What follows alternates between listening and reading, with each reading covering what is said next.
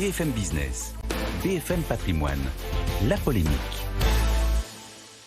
Nicolas Dose, bonjour. Pour la polémique du jour, les taux de crédits immobiliers montent toujours. Où en sommes-nous ? Ça y est, les 3% sont franchis, d'après l'Observatoire Crédit Logement CSA, 3,04 fin mars, 3,12 mi-avril. Il n'y a pas vraiment de surprise dans tout ça. Donc voilà, c'est la première fois qu'on passe les 3% depuis 2014. On a eu 15 mois consécutifs de hausse du prix de l'immobilier, enfin du crédit immobilier. Il y a un peu plus d'un an, février 2022, on était à 1%.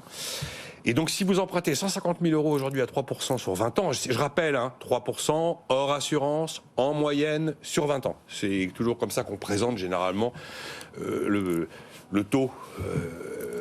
Et donc 150 000 euros à 3% sur 20 ans, ça vous coûte 50 000 euros. Ça commence à peser malgré tout.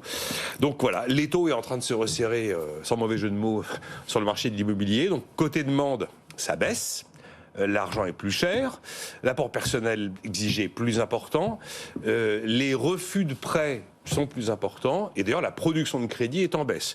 Côté offre, ça coince, puisqu'il y a de la pression à la baisse sur les prix, évidemment. La marge de négociation de l'acheteur est quand même aujourd'hui beaucoup plus grande. Le nombre de transactions recule, les prix baissent. L'explication, on la connaît. Vous avez une Banque Centrale Européenne qui est en train de remonter les taux pour freiner l'inflation. L'action de la Banque Centrale porte sur les taux courts. Ces taux courts, ce sont les taux qui sont appliqués aux banques lorsqu'elles vont chercher de l'argent pour le prêter.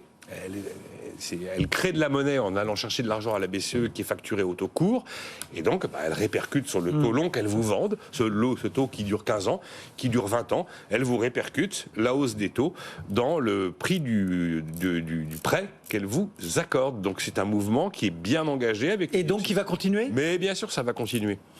On ne sait pas si la Banque Centrale va faire pause, mais elle ne va pas s'arrêter là. La question, c'est de savoir si on va faire des plus 50 ou des plus 25 points de base. Mais ce n'est pas de savoir si tout d'un coup, c'est fini.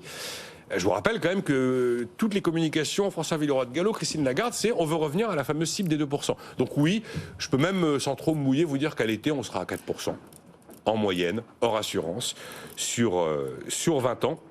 Et derrière la hausse qui est donc entraînée par la politique monétaire de la Banque Centrale Européenne, vous avez la fameuse révision désormais mensuelle du taux d'usure par la Banque de France. Donc très bien, double tranchant ce taux d'usure. Le côté sucré, c'est que moins de banques refusent des dossiers puisqu'elles ont une plus grande capacité à accepter des dossiers à risque. Le côté salé, c'est qu'effectivement, la hausse du taux d'usure accélère la remontée des taux. Je rappelle que là, actuellement, on est à un taux d'usure sur 20 ans qui est à 4,02%. Quelles sont les conséquences de tout ça ? Les conséquences sont lourdes. Elles sont lourdes parce que du côté acheteur, vous avez une vraie baisse de la capacité d'emprunt. Il y a eu un chiffre de BPCE assez impressionnant. Ils ont observé que 70% des projets sont soit reportés, soit modifiés, soit annulés. C'est donc une conséquence lourde. Du côté du vendeur, la conséquence est lourde aussi. Obligation finalement à baisser ses prix, et puis une pression à la baisse sur les prix qui est encore accentuée par toute la panoplie des obligations environnementales qui ont vu le jour, notamment, vous savez, sur les logements classés F et les logements classés G. Ce qui veut dire que cette pression, très forte pression sur le vendeur, fait qu'on va se retrouver avec des biens qui vont sortir du marché. Et là, dans un marché de pénurie, quand vous avez des biens qui sortent du marché, vous êtes sur des conséquences lourdes. Et il y a aussi un côté macro qui est lourd. C'est qu'en fait, le marché de l'immobilier est en train de ralentir, très clairement. Et en même temps que le marché de l'immobilier ralentit, vous avez le marché de la construction qui est également en train de ralentir. Et là où il y a quelque chose qui peut commencer à être... Alors, personne parle de bulle, personne parle de hard landing, très bien. Mais je constate, aux États-Unis, pas vraiment encore en France, mais aux États-Unis, qu'une composante immobilière commence à s'ajouter au stress financier et au stress de marché. C'est jamais bon signe quand vous avez une composante immobilière qui commence à s'ajouter à un stress de marché global, j'ai envie de dire. 2 crises sérieuses sur 3 ont une composante immobilière. Ouais.